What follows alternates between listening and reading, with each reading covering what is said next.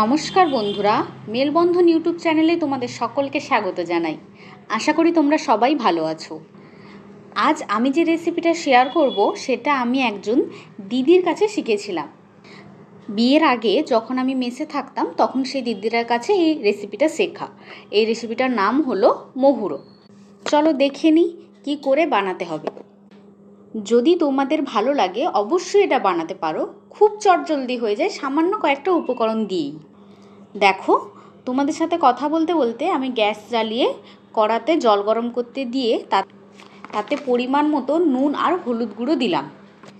এরপর জলটা ফুটে গেলে তাতে কেটে রাখা সবজি দিয়ে দিলাম। আমি এখানে বেগুন, আলু, ভেন্ডি আর নরম পুঁইডাঁটা দিয়েছি, টমেটোও দিয়েছি একটা। এরপর আমি সেই জলে একটুখানি সাদা কালো সর্ষে আর দুটো শুকনো লঙ্কা শিলে বাটা মশলা দিয়ে ঢেকে দেব সবজিগুলো সেদ্ধ হওয়ার জন্য।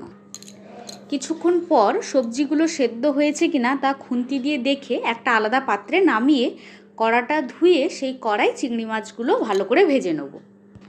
এরপর দেখো, শুধুমাত্র তরকারিতে ফোড়নটা দিলেই এই রান্না কমপ্লিট। তাই ফোড়নের জন্য কড়াই তেল দিয়ে তাতে 5 ফোড়ন, শুকনো লঙ্কা, কাঁচা পেঁয়াজ দিয়ে একটু নেড়ে ভেজে নেব।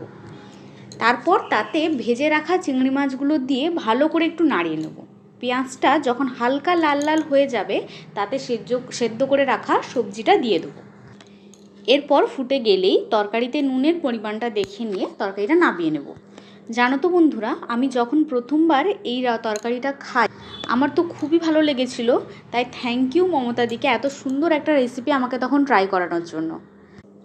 এটা বাচ্চা কেন বড় সবারই খুব ভালো লাগবে। যেহেতু এটা একটি হালকা মশলার তরকারি, তাই কয়েকদিন টানা রিচ খাওয়ার পরে তোমরা এটা একবার বানিয়ে খেতে পারো, দেখবে তোমাদের মুখের স্বাদের পরিবর্তন হবে এবং তোমাদের জিনিসটা ভালো লাগবে। আমার এই ভিডিওটি ভালো লাগলে চ্যানেলটা সাবস্ক্রাইব করে দিও আর একটা লাইক করে দিও। রেসিপিটা বানিয়ে কেমন হলো তা কমেন্ট করে জানাতে ভুলো না। আজকের জন্য এইটুকু, দেখা হবে নেক্সট ভিডিওতে। ততক্ষণ সবাই ভালো থেকো, সুস্থ থেকো, টাটা।